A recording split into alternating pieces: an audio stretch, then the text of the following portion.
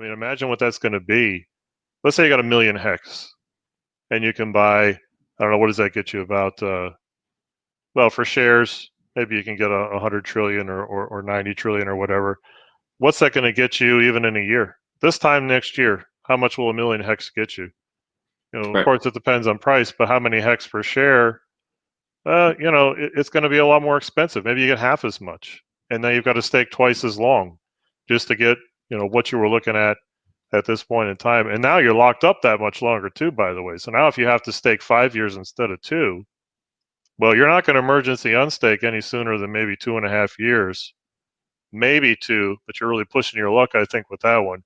Everybody knows you got to get around that 50% mark just to get your principal, if that's what you want back. And that's really kind of you know, a bad game to play too. Why even bother, right? If you're just going to take your principal out, then why bother staking?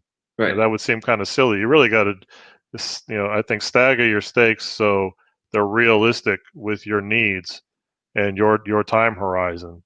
That they pay off in increments for you, instead of just trying to hit this one big win.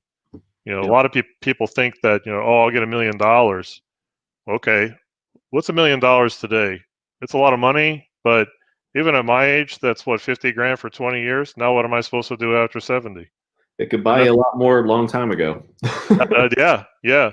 But I mean, if it's fine to, and if you, this is what I'm talking about though, if you just think about it as like, I'm just going to cash out and run and live like some kind of playboy and have Ferraris and all this, it's going to be disappointing. You need to think about regenerative cash flow and regenerative income, and HEX is designed with that in mind. It's the golden goose scenario.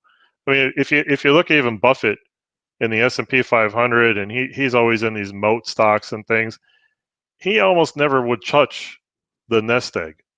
He wants the dividends and reinvest the dividends, and then when you get that built up to a point over 20, 30 years, whatever, then you can start to take, say, those dividend payments and use that as an income stream without touching your principal. And I think HEX is designed very similarly, but with better metrics than even something like the S&P.